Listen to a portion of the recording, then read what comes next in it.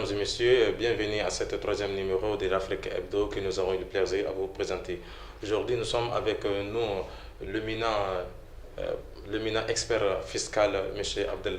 Abdelkader Samake, qui est avec nous pour pouvoir exposer le thème sur quel est le rôle de la fiscalité dans la société. Maintenant, nous avons avec nous M. Abdelkader Samake. Bonsoir. Bonsoir, monsieur. Alors, pouvez-vous nous présenter à nos téléspectateurs? Bonsoir, chers invités. Donc, je me nomme M. Samake Abdelkader, expert en fiscalité et conseiller fiscal agréé de son État. Merci. Voilà, avant de commencer, quel est le rôle de la fiscalité dans la société, nous aimerions que vous nous fassiez un peu l'historique même de la fiscalité.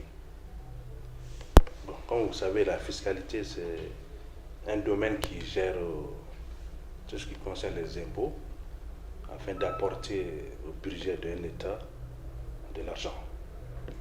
Donc, pour cela, elle obéit à certaines règles de droit, en passant par les textes législatifs pour légiférer tout ce qui concernera cette gestion des impôts. Et sa finalité, c'est pour apporter de l'argent dans le budget d'un État. Donc voilà, en gros, la fiscalité tourne sur ces différents points-là. Donc quand on vous dit d'apporter de l'argent au budget de l'État, il faut d'abord un individu qui doit mener une activité qui sera soumise à la collecte de l'impôt. En même temps aussi, il faut des agents qui doivent gérer l'ensemble de ces mécanismes-là, qu'on appelle les fiscs, l'administration fiscale. Voilà, en gros, la fiscalité tourne autour de ces différents points. Voilà, maintenant, nous allons essayer d'aborder un peu le thème, quel est le rôle de la fiscalité dans une société. Bon, ça c'est une très bonne thématique. Peut-être le temps ne va pas nous permettre de débattre tous les différents points. Donc la fiscalité en tant que telle, comme je vous ai dit, donc c'est un domaine qui va générer de l'argent pour le trésor et amener au niveau du budget d'un État. Ça, c'est la fonction principale de la fiscalité. Maintenant, transposer ça au niveau de la société, donc ça va permettre à un État d'asseoir une bonne politique sociale, n'est-ce pas? Notamment par rapport à la création d'emplois, d'accord? Par rapport à la stabilité au niveau de la sécurité. Donc, parce que la fiscalité d'abord va apporter de l'argent au budget de l'État pour le fonctionnement général de la fonction publique. Oui. Donc, pour cela, il faut un bon système fiscal. D'accord? Donc, le bon système fiscal va faire un retour dans la société par la création d'emplois, la création des investissements, la sécurisation de la population en payant l'armée et les militaires. En même temps, le service public sera plus efficace par rapport au paiement de leur salaire. Donc, de là-bas, la fiscalité est mal comprise dans les pays d'Afrique, mais plus précisément au Mali, les gens ont du mal à comprendre qu'est-ce que réellement la fiscalité. Selon vous, l'expert fiscal, qu'est-ce que vous pouvez donner quand même renseignements sur pour que la population lambda peut comprendre la fiscalité en tant que telle? Bon, en ce qui concerne le Mali, je peux vous dire que la fiscalité est plus ou moins bien cernée par les contribuables. À partir du moment que le budget qui prévoit les recettes fiscales, donc ces dernières années, les recettes fiscales, le pourcentage est toujours atteint et même dépassé. Donc cela veut dire que ça se passe très bien. Vous venez de voir que le Mali même a été classé premier dans la zone UEMOA en termes de bonne gouvernance macroéconomique et deuxième dans la sous-région ouest-africaine. Donc cela témoigne que le mécanisme de la fiscalité est en bonne marche. D'accord? Donc, mais toujours avec les besoins d'un État, ça augmente chaque année. Vous constatez que les recettes fiscales augmentent d'année en année. Cela veut dire que l'État a besoin de l'argent pour investir, faire ces détournements d'argent à sa population. Donc, c'est ça, on peut dire le cas du Mali, quand même, c'est un cas un peu particulier. Les services fiscaux s'améliorent chaque année. Donc vraiment, c'est encourageant.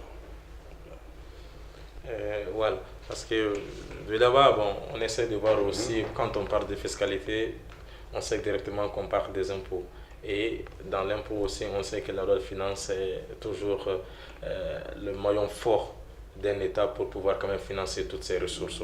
Maintenant, pouvez-vous nous dire qu'est-ce d'abord la loi de finances et quel apport la loi de finances peut faire pour le développement d'un pays? Bon, comme je l'ai dit tout à fait au début de l'émission, la fiscalité d'abord, fait partie de la souveraineté d'un État. Donc chaque année, la loi de finances autorise la collecte et l'imposition de différents impôts et de différentes taxes. D'accord? Donc chaque année, la loi de finances va renouveler l'application d'un impôt ou d'une taxe. Ça, c'est l'objectif de la loi de finances annuelle. D'accord? Elle prévoit est-ce que tel impôt, telle taxe, on doit les reconduire. Si on doit les reconduire, la loi de finances va définir la légalité de ces impôts et de ces taxes et les conditions des techniques d'imposition et de taxation par rapport à ça. D'accord? Donc la loi de finances, elle est très très importante. Ça permet de faire l'état des lieux par rapport à la continuité d'un impôt ou d'une taxe. Donc elle est annuelle. Donc elle prévoit tous les impôts et toutes les taxes qui seront appliqués sur l'année à venir. D'accord? Voilà. Parlant des impôts et les taxes, pouvez-vous nous dire combien d'impôts sont au Mali et combien de taxes aussi sont au Mali? Bon, là, c'est énorme. Comme je vous ai dit, donc, la loi des finances prévoit la structure fiscale. D'accord? On peut les regrouper en catégories de structure fiscale. En structure fiscale, vous avez les impôts directs, notamment l'impôt sur les bénéfices, l'impôt direct. Vous avez les impôts indirects, notamment la TVA, c'est un impôt indirect. Vous avez aussi les contributions diverses. D'accord? Donc, au niveau de ces trois structures fiscales, vous avez des assimilés, tels qu'au niveau des impôts indirects, vous avez comme assimilé la taxe sur les activités financières. Donc, en gros, on peut parler de trois types de structures fiscales. À l'intérieur, vous avez des impôts cellulaires, d'accord, qui sont rattachés soit au niveau de l'impôt indirect, soit au niveau des impôts indirects. Je vais donner comme exemple la plus célèbre taxe indirecte, c'est la TVA, qui est dans la structure impôt indirect. Et vous avez des contributions diverses, telles que les taxes sur les conservations foncières. D'accord? En gros, au Mali, on a trois types de structures fiscales, d'accord, qui sont rattachées aux dispositions de la loi des finances, comme je vous ai dit. Bon, tous ces ensembles-là seront coordonnés par l'assise d'un système fiscal qui a la vision politique par rapport à la création d'emplois, des investissements, d'accord, l'amélioration de la production, de la croissance. Donc ça, c'est la vision même de la fiscalité. Voilà. Donc maintenant, sur les impôts directs que vous venez de dire, on va aller étape par étape. Les impôts directs, comment les impôts directs sont-ils prélevés? Pouvez-vous nous parler sur ça? Bon, c'est une très bonne question. Un impôt est direct d'abord, parce que cela veut dire la loi des finances ou les tests fiscaux désignent celui qui doit supporter la charge, n'est-ce pas, comme l'impôt sur les bénéfices. C'est assis sur les bénéfices d'une entreprise. D'accord? L'entreprise a été désignée comme contribuable légal. D'accord? Et ce contribuable légal est celui qui va supporter. Ça, c'est la particularité. Donc, il supporte l'impôt, en même temps, c'est lui qui a fait sa propre déclaration. D'accord? Ça, c'est un impôt direct. Voilà. Et l'impôt indirect, quand on parle de l'impôt direct, on voit toujours la TVA quand même qui fait le gros. Maintenant, la TVA, comment la TVA est-elle prélevée aussi? Bon, par rapport à l'esprit des impôts indirects, notamment la TVA, je viens de vous dire, avec les impôts directs, celui qui supporte et celui qui fait sa déclaration et son paiement. Ça, c'est la partie des impôts directs. On appelle ici le redevable légal, celui qui fait ses propres déclarations, il supporte. Maintenant, par rapport aux impôts indirects, leur particularité, il y a deux types de contribuables. Mais à ce niveau, on va dire redevable, c'est encore mieux adapté. Donc, on parle ici de redevable légal, mais il ne supporte pas la charge fiscale. Donc, celui qui supporte la charge fiscale, on va l'appeler redevable réel. Mais légalement, l'autre a été désigné par les textes, notamment la loi des finances. Donc voilà, monsieur le redevable doit répondre aux obligations fiscales, notamment les paiements de cette TVA-là ou de ces impôts indirects. Donc il y a deux types de redevables là-bas. Celui qui supporte, il est redevable réel, mais il n'est pas connu comme tel dans les obligations fiscales avec l'État. Mais moi, j'aimerais que vous donniez des exemples précis, parce qu'en réalité, quand on parle, ça c'est des termes purement économistes, mais est-ce que vous pouvez donner des exemples précis pour que nos téléspectateurs puissent mieux comprendre ce que vous venez de dire? Tout à fait. Je vous donne un exemple, par rapport à l'impôt sur les bénéfices. L'entreprise qui déclare son bénéfice annuel en termes d'exploitation de ton compte de résultat, il a été désigné par les tests, son bénéfice sera soumis à l'impôt sur les bénéfices. D'accord? Il déclare et il supporte en même temps. Et il fait les paiements. Ça, c'est les impôts directs, notamment les BIC. Par rapport à l'impôt indirect, comme vous avez si bien dit, il est plus célèbre que la TVA. Donc, vous consommez, on sait que les gens consomment de la boisson, les sucreries. D'accord? Bon. Un commerçant qui vend les sucreries qui sont soumises à la TVA, donc celui qui paye cette sucrerie, il paye en toute taxe comprise, c'est l'habitude, avec TVA inclus dans le montant remis à son fournisseur. D'accord? Donc il ne sent pas ce qu'il a payé comme TVA. Donc lui, il prend le montant avec le montant de la TVA qui aura appartenu au trésor public. Et c'est ces commerçants-là qui fera sa déclaration, il va reverser la TVA tout en suivant tout un mécanisme de fonctionnement. Donc, il va payer la TVA éventuellement à l'État. Donc, les consommateurs, comme tel, il n'a pas senti. Il paye les montants, mais le client fera la part des choses, son fournisseur fera la part des choses. Donc, il va reverser éventuellement, après avoir fait tout un mécanisme de calcul, la TVA à l'État. D'accord? Mais celui qui a supporté réellement, c'est son client. D'accord? Donc c'est pour ça qu'on dit la TVA c'est un impôt neutre. D'accord? Et puis indolore, c'est-à-dire tu ne sens pas l'effet après dans les paiements. Voilà. Bon, pour essayer de contribuer un peu votre idée, prenons le cas maintenant du sucre. Si on dit que dans nos boutiques respectives, on vend des sucres à 500 francs, bon, il se peut que c'est à 400 francs le plus réel. Et le 50 francs, ça c'est le TVA que les acheteurs quand même donnent sans pour autant le savoir qu'ils ont payé le prix de la TVA, si je ne m'abuse. Oui, c'est à peu près comme ça, mais il faut le taux légal qui fait 18%. Donc, ça va correspondre à un montant de la TVA. Et plus les deux, ça fait toute taxe comprise. Il verse à l'État sa part de TVA. Effectivement, c'est ça. Donc, d'abord, on va essayer de voir un peu, parce que quand on parle des impôts, il y a des gens aussi qui refusent d'aller se déclarer au niveau de l'administration fiscale.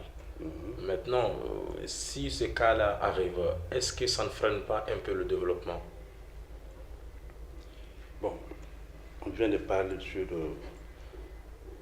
l'application des impôts et des taxes qui est renouvelée chaque année par la loi des finances.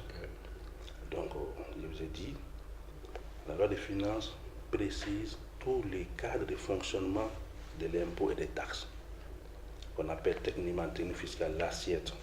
Donc, les biens, les revenus, les matériels qui seront concernés par tel type d'impôt. C'est précisé par les textes. D'accord? Donc, le fondement de toutes ces dispositions-là sont au niveau de la Constitution du Mali, notamment à son article 23. D'accord? Donc, cette loi des finances précise l'assiette. L'assiette va préciser quelles seront les personnes qui seront concernées par tel type d'impôt ou tel type de taxe. C'est précisé par la loi des finances. D'accord? Et la même loi dit encore, précise, qui doit payer, qui doit aller faire les paiements aux impôts, qui doit satisfaire aux obligations fiscales déclaratives. Donc ça nous ramène au niveau du fondement même du système fiscal malien, qu'on appelle un système fiscal de type déclaratif. C'est au contribuable d'aller se faire connaître par l'administration, hein, et de prendre ses déclarations et informer l'administration par rapport à ce qu'il est en train de faire. Donc, à ce niveau, les systèmes déclaratifs sont corollaires, c'est de vérifier ce que l'autre a dit. Donc vous déclarez, il y a une présomption de sincérité. D'accord? Jusqu'à ce que l'administration va apporter la preuve contraire. Donc ça ramène maintenant vers un système de contrôle. D'accord? Il y aura un système de contrôle pour voir ce que vous avez déclaré et si votre déclaration elle est exacte. D'accord? Et ce système de contrôle aussi est régi, a été bien défini par les dispositions fiscales. D'accord? Qui doit faire le contrôle? Comment le contrôle doit se procéder? Il y a 3 types de contrôle. La vérification sommaire, d'accord? Et la vérification sur pièce, le contrôle sur pièce, et la vérification plus approfondie. D'accord? Donc, pour revenir à votre question, donc, ceux qui ne se feront pas connaître par l'administration, donc les services de recensement, d'accord? Il y a d'autres services d'enquête, hein, donc qui sont censés, c'est-à-dire qui vont dénicher, hein, ces bases, ces assiettes non déclarées à l'administration fiscale. Donc ils vont procéder à ton imposition ou à ta fiscalisation. D'accord? Mais tout ce système-là est prévu par la disposition fiscale. Voilà. Et voilà, mais pourrons-nous savoir, est-ce que ces gens-là pourront-ils courir quand même des sanctions plus graves pour ceux qui ne viennent pas se déclarer? Celui qui ne se déclare pas, donc on diminue les censés ignorer la loi. D'accord? Donc avant de mener une activité, il y a toute une démarche. N'est-ce pas? Donc si c'est une activité commerciale, il faut d'abord t'identifier en tant que commerçant en prenant un registre de commerce. D'accord? Et dès que vous aurez votre registre de commerce, vous partez vers votre municipalité aussi. Ils vont vous orienter à la mairie. Parce qu'il y a des taxes municipales. D'accord? De là-bas aussi, vous allez contacter les centres des impôts de votre localité. Et aussi, ils vont vous communiquer vos différentes obligations. Et vous allez vous mettre en règle. Il y a des préalables. D'accord? Donc celui qui se met comme ça en activité, doit être identifié d'abord en tant que commerçant, mais il emporte à faux d'abord, avec certaines dispositions. D'accord? Maintenant, celui qui va mener d'autres activités qui n'est pas commerciale, dans tous les cas, il sera rattaché à une corporation, il doit se mettre en règle par rapport à sa corporation. Et de là-bas, les premiers réflexes, il doit aller vers sa municipalité. D'accord? Il va avoir les taxes municipales, mais il doit contribuer d'abord au niveau de sa localité. Il se met en règle. De là-bas, il va contacter les services des impôts aussi de sa municipalité. Eux aussi, ils vont le rendre. Là, il sera vraiment un bon citoyen, comme dit l'article 23 de la Constitution du Mali. Il va contribuer à l'effort de développement de son pays. Voilà. Parce que quand on parle de ça, il y a des termes quand même qui viennent. Il y a l'évasion fiscale, il y a la fraude fiscale, il y a le paradis fiscal. Maintenant, pouvez-vous nous éclairer un peu, d'abord, qu'est-ce que c'est que la fraude fiscale, d'abord, dans un premier temps, après l'évasion fiscale et le paradis fiscal? Bon, c'est des termes qui ont beaucoup de ressemblances entre eux. Quand on vous dit fraude, d'accord? Donc fraude, il y a dissimulation, il y a la non-application d'un texte légal. D'accord? Vous avez fraudé, hein? Donc c'est triché. Donc tous ces systèmes-là est régi par des textes de préalable. Il y a des sanctions qui sont prévues. D'accord? Il y a des sanctions pécuniaires et les degrés de sanctions évoluent. Maintenant, par rapport à l'évasion, d'accord? L'évasion, comme ça, c'est-à-dire c'est de profiter souvent des vides juridiques ou bien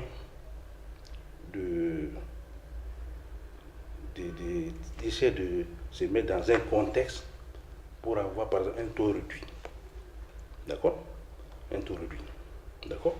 Donc on dit par exemple un jeune diplômé qui a son premier emploi, qui n'a pas atteint la limite d'âge de 35 ans, si j'ai bon mémoire. Donc une entreprise qui utilise ces jeunes-là va bénéficier d'une exonération par rapport à la contribution forfaitaire autour de 3,5% sur 3 ans. D'accord?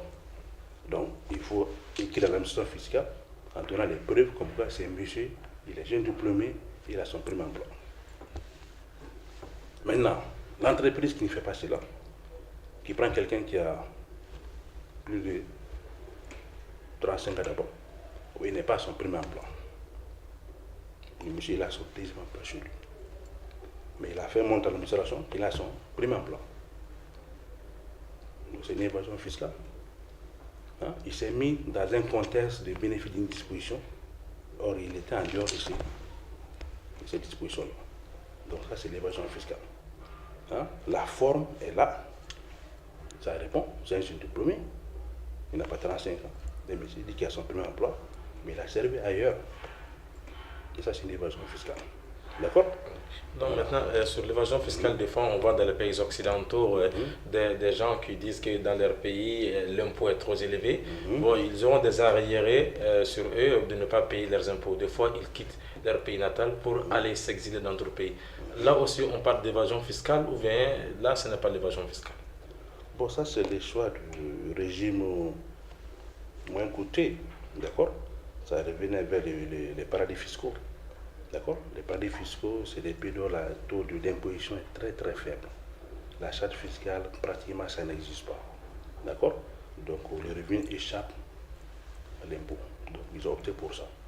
D'accord? Donc, ça, c'est les paradis fiscaux.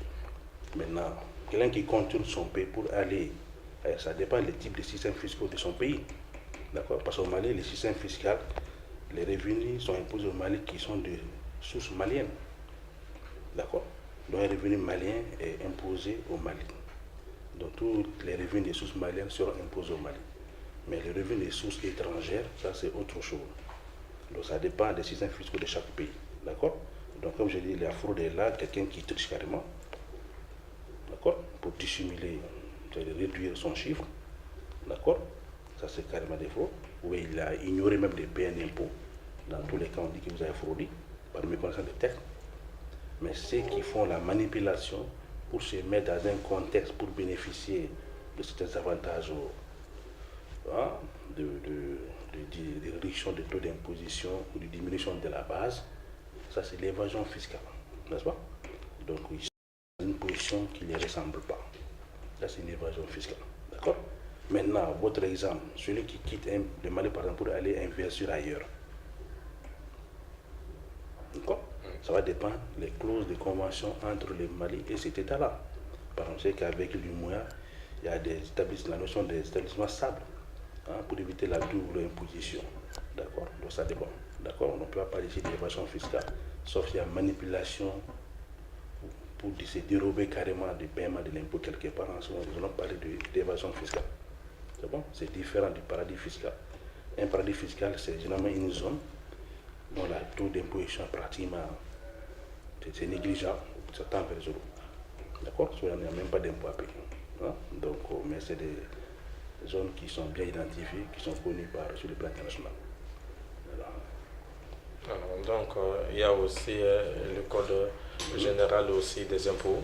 Bon, selon le code général des impôts, il y a d'énormes textes qui sont inclus. Pouvez-vous nous faire ressortir, si les mémoires sont là, nous faire ressortir quels sont les avantages pour que l'impôt puisse bénéficier concrètement au développement d'une nation? Bon, je vois ici la définition. Le code des impôts, ça c'est la récapitulation des textes fiscaux d'un pays, d'accord? Les textes fiscaux sont récapitulés à l'intérieur du code des impôts. D'accord, avec même les tests réglementaires sont à l'intérieur, les tests légaux réglementaires sont à l'intérieur, les conventions fiscales sont à l'intérieur. D'accord? Donc, tellement on a un autre document qu'on appelle les livres de procédures fiscales.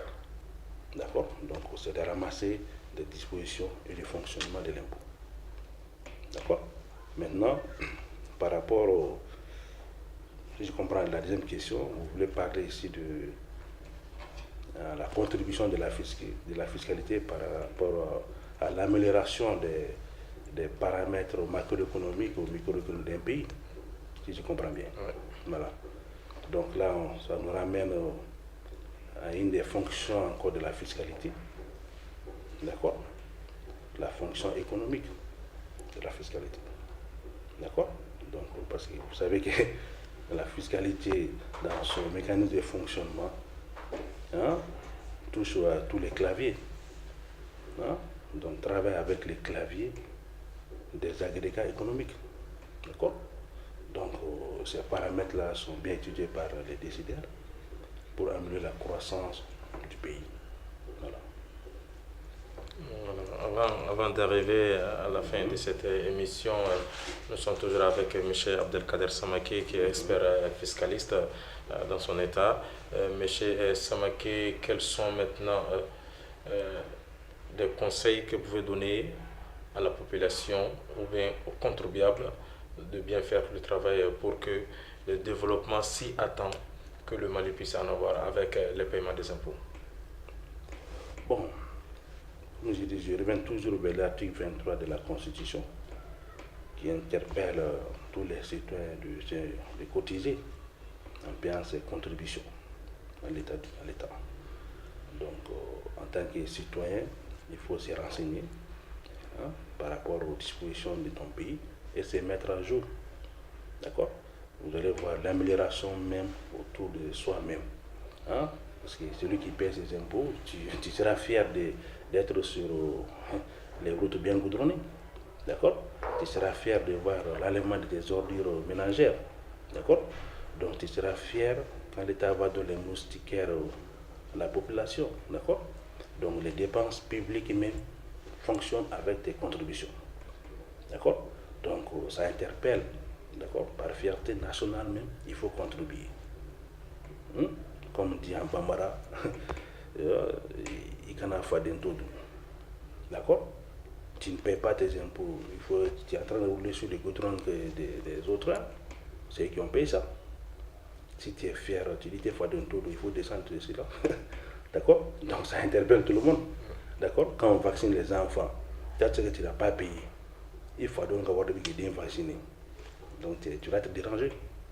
D'accord? Ça c'est déjà le système fiscal, c'est un autre débat, peut-être on aura l'occasion de le faire sur les prochaines émissions. Donc il faut aller vers d'autres paramètres sur le plan social pour faire comprendre qu'il faut payer ses cotisations. D'accord? C'est une fierté, ça interpelle. Voilà, donc le développement, je n'ai pas trop touché à ces mots-là parce que c'est délicat à définir. On se développe, on continue à se développer. Donc qu'est-ce qu'on cherche? Il faut le bien-être. Donc l'être humain, tu te développes, tu continues. Il n'y aura pas un point que tu vas dire que ça va. Ça n'existe pas, à mon avis. D'accord? Donc le clavier fiscal, en combinaison avec tous les autres claviers économiques, on doit sentir que dans notre pays ça évolue, n'est-ce pas? Donc les dépenses sont bien orientées vers leur utilisation. Donc je pense qu'on a bien expliqué ça à la base, quoi. Et je pense que cela est fait aussi avec des restitutions des députés avec leur base. Voilà. Donc avant de clore le débat, nous remercions M. Abdelkader Samake qui a voulu répondre à notre appel. Et j'espère que prochainement, si le besoin se fera ressentir, M. Abdelkader Samake sera de bien heureux de venir participer à notre émission. Tout à fait. Je suis très très content, c'est à moi de vous remercier. Le sujet est très très intéressant, comme je vous ai dit au départ. On ne peut pas tout débattre en 35 minutes, même en un mois. D'accord? Et ça me fera plaisir de revenir sur certains points, avec d'autres thématiques encore. Donc à moi de vous remercier. Donc ainsi prend fin cette émission que nous avons eu le plaisir de vous présenter et nous vous souhaitons de passer une excellente soirée et bien des choses à vous dans la famille.